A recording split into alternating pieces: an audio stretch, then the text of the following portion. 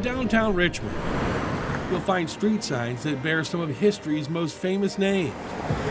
On the corner of North 11th and East Broad Street, there's a marker that honors someone you may not have heard of. But she meant an awful lot to those who knew her. I walk by the street sign every day. I miss her. You know? Dr. Lindsey Grizzard Braun was a PhD and nurse practitioner at VCU Health System. She was extremely smart. She was extremely funny. She loved her job. Adored by patients and colleagues alike, she had found her calling caring for others. Lindsey was an advocate because she would speak her mind. If she thought something, she would say it. She just wanted to be there for people and do what she could to make people feel better. But on July 31st, 2023, the life of this 30-year-old caregiver was cut tragically short. I took an oath to protect public safety, and the one person I couldn't protect was my daughter.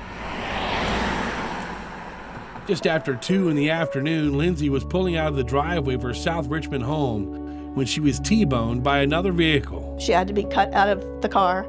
Her husband heard the accident because it was in front of their house and came out and had to watch this. She survived the initial impact.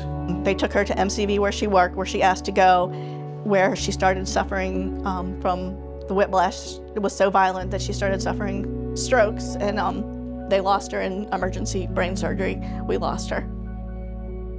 Lindsey's death sent shockwaves through this close-knit medical community. She would receive a number of tributes. The first, an honor walk in recognition of her decision to be an organ donor. About 3 days after her accident, they closed down the operating rooms at MCV, and all of her colleagues, her friends, doctors and nurses and staff lined the halls, where we followed behind while we wheeled her to the operating room. 6 months later, Richmond City Council passed a resolution for a permanent memorial. Without further ado.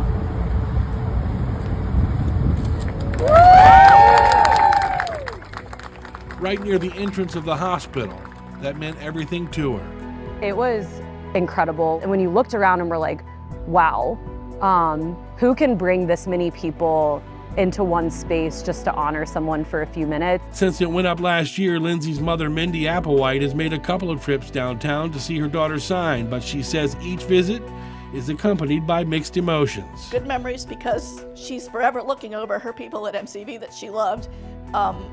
Sad memories because she should be here. Police say Tobias McLean was the driver of the car that hit Lindsey. He was going more than 30 miles per hour over the speed limit at the time of the crash. Mindy says he should have never been behind the wheel that day. He was a violent offender that was on supervision in Richmond for shooting somebody in the back when he was 14 during a drug transaction. After he got out, he was arrested for, I believe, another reckless driving and 2 distributions of drugs, which were both certified to the grand jury. So he had 2 more pending felonies before he hit her. Lindsey's mom spent her entire career on the parole and probation side of the criminal justice system, but she feels like it has now turned a blind eye to her family. I understand how the system works because I worked in it my whole life. And probation officers and parole officers have an obligation to public safety. That should be their number one role. I understand that offenders sometimes deserve second and even third chances, but when you're proven yourself to be violent and disregard the law, it's time for you to come off the street before you victimize somebody else. McLean ultimately pled guilty to involuntary manslaughter. We agreed to a plea agreement to keep from having to go to trial and putting our family through listening to all the details of the crime again. He was sentenced to 10 years behind bars, but 5 of that was suspended. He's scheduled to be released in 2027. Mindy knows she can't do anything to bring Lindsey back, but says her path to healing has driven her to become an advocate, just like her daughter.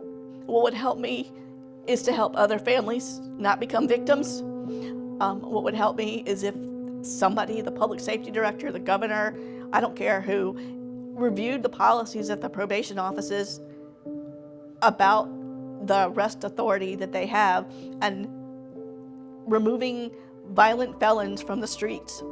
Nearly 2 years since her passing, the pain is still present for Lindsey's loved ones, especially when there is a bittersweet reminder at every turn. She had a lot of life to live, and she was just getting started, and she should have been able to see that through.